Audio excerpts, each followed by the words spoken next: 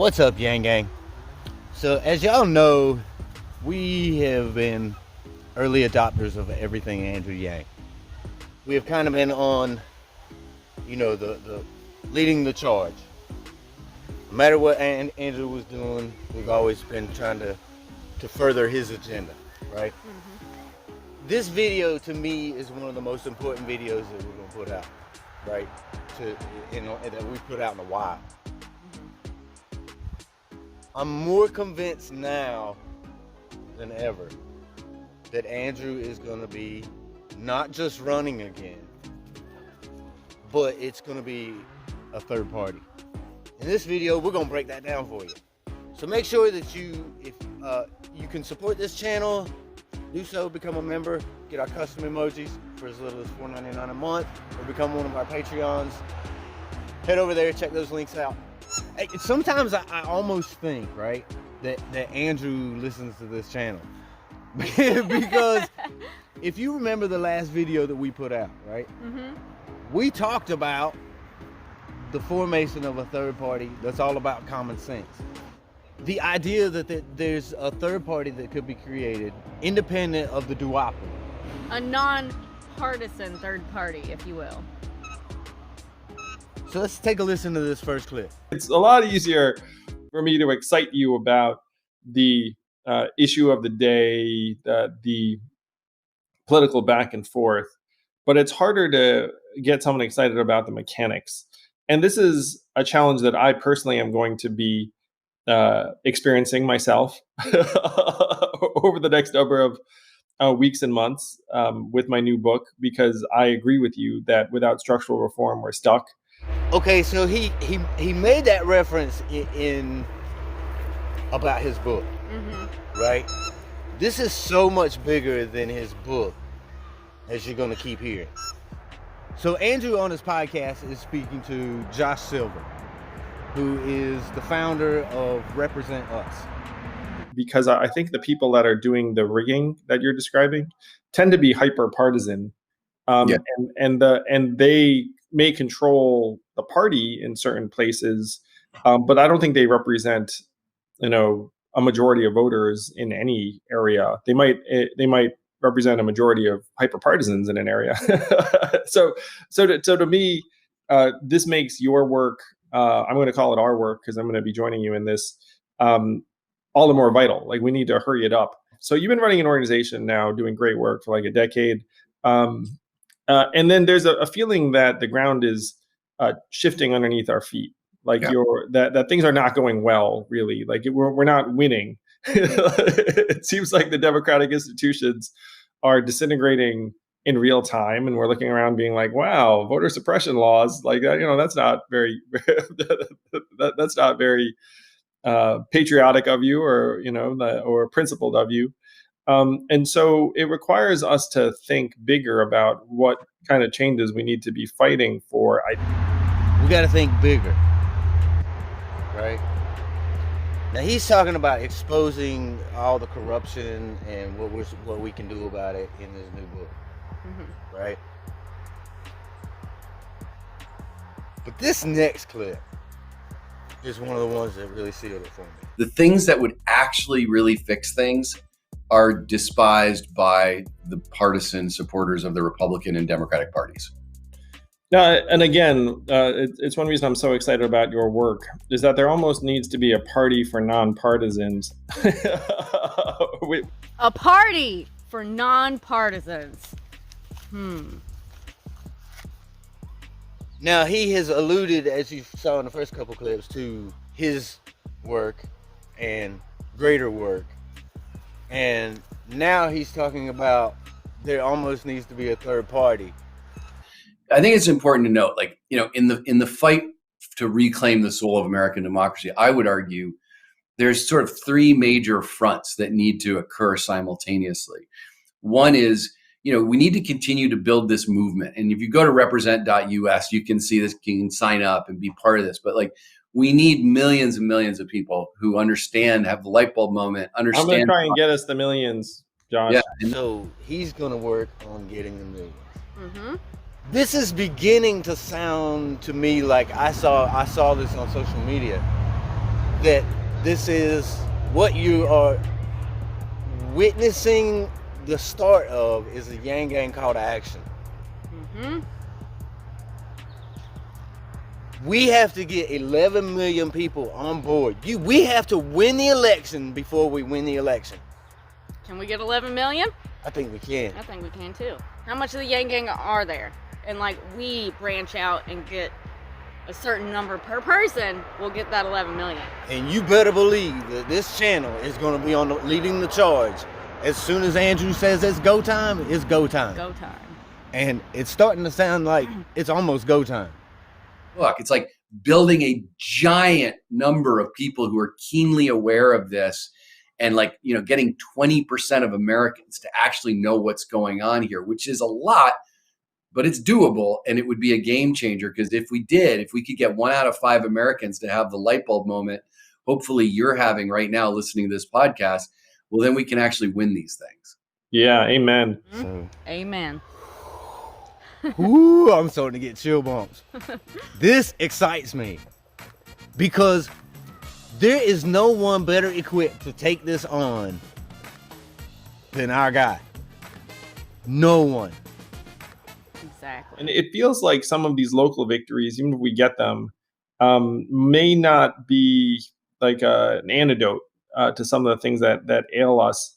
How has your thinking shifted, if at all, over the last number of years? And again, one thing I love about you is that you're a true clear-eyed problem solver, where you look at it. I mean, for me, in my case, I ran an entrepreneurship nonprofit that I had started and ran it for 6 years, and realized that the changes I needed to make, if I was actually going to solve the problem, were like much bigger than what my nonprofit was going to be able to actually deliver in a particular period of time.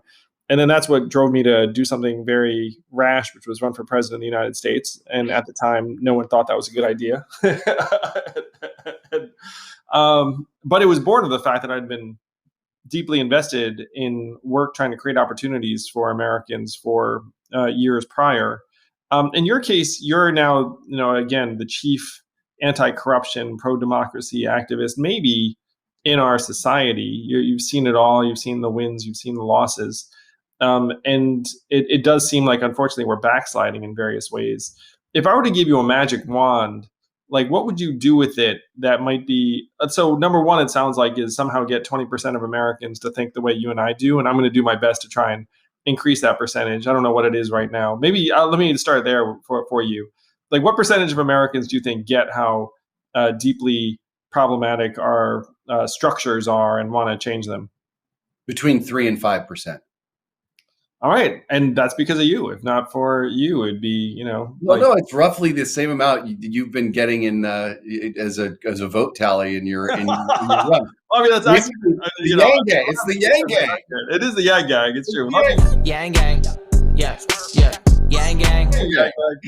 I saw a poll, just for your edification too, Josh, that was it was like my level of support, and it was in that range. Let's call it, I think it was like somewhere like 5 to 7% among Democrats. Yeah. And then it rose to maybe twice that level among like the general public. So there was something, one of the things I did realize over time is that I'm kind of a funny fit for the Democratic primary electorate, in part because I think the Democratic electorate is more invested in and also more likely to believe in institutions. Like, one of the numbers that I found very telling is that 69% of Democrats believe in media, that the media is telling the truth most all the time. That number among Republicans is something like 19%. And then among independents, like folks like you, it's like 38%. Mm-hmm. So Democrats like believe in what the media is saying. They believe in institutions. They believe in the machine. And then a guy like Andrew Yang comes along, and then like I'm clearly not of the institutions or establishment. So there's like some natural resistance, and then that resistance actually disappears when I wind up talking to independents or Republicans to a significant measure. I called it. Called it. Don't run as a Democrat is what he just said, right? That he couldn't make it as a Democrat because of The establishment. yeah. He's not wrong. To close this out, one of Andrew's favorite journalists is Matt Taibbi. He just went on Twitter not long ago talking about how awesome a journalist Matt Taibbi is. Well, Matt Taibbi went on Breaking Points a few days ago, and he talked about a piece that he'd been working on about a legitimate third party. Now, I know those two are in contact with each other, and I know that he's probably been working on that for a while. Never has the time been more ripe for a third party run. And if this video doesn't convince you that Andrew Yang has got some stuff right on the horizon, then I don't know what will. Because all signs are pointing to not only exposing what's wrong in our government, but actually forming a third party to fix it. And I don't know about y'all, Yang Gang, but I'm ready. It's go time. So if you believe in our conspiracy theory, let us know in the comments. Is it a conspiracy theory or a conspiracy fact? I mean, the man all but said it. Yeah, I feel like he did, right? Do you agree? Do you all agree? Yang Gang, we love you. Spread this one around. See you on the next one. Oh, you remember that last video that we did where I was talking about my shirts? And I was like, my shirts are always Easter eggs, and you made a little comment, oh yeah, but that's because we're always talking about Yang. But they're not always Yang shirts. Yeah, that's right. I just didn't know how it I don't know. Like, when were we talking about strike first, strike hard, no mercy? What video was that?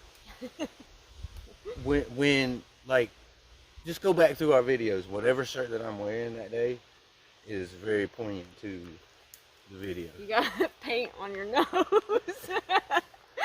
I? Yeah. You see it? Did you get it off? Proof that I'm not a brown noser. Oh! I'm sorry. I'm sorry.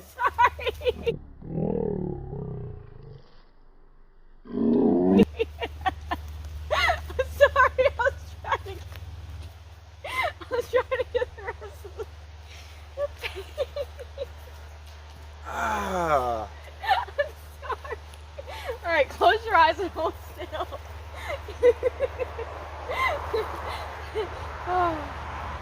Okay, should I not get the paint on your arm either? No! Okay.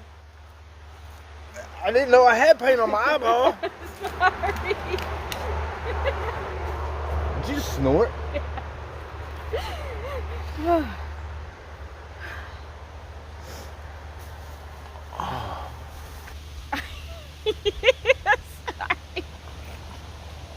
It was funny, but I didn't mean to.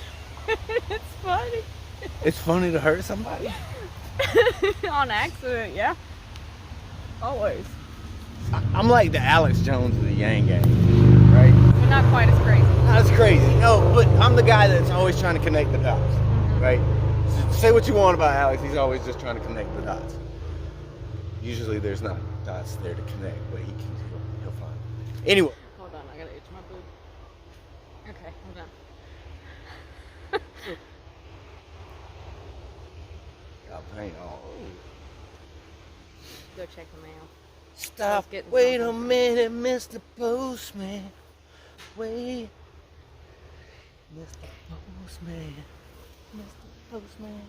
Look Is there and something from the see. place I need to check it? A letter in your bag for me. I woke up this morning super early. With dragon breath. Yes, but Go check the mail before. stop. So, You scared me. so Check the mail. It's all good. Okay, now go ahead. I think that's the song. I don't know. Okay, we gotta get in the zone. AutoZone. I don't know why the Home Depot theme song popped in my head.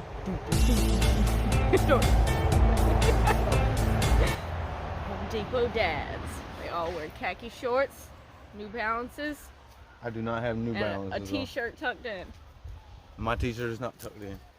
Why are you pushing me?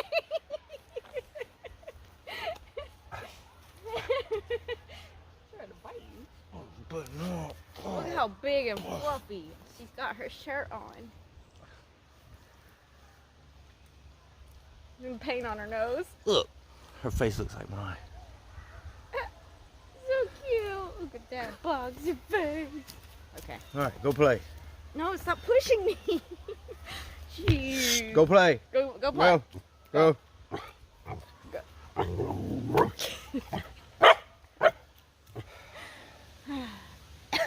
Go get your toy. To the second clip. She's gonna squeak in the background the whole time. All right, so we'll go with something. Okay. Oh, my. Okay, whatever. Just drink it. I don't care. Drinking my coffee. Is that good? Dog thong. Bling, bling, bling, bling, bling, bling. Coffee is so good. So good. Kick.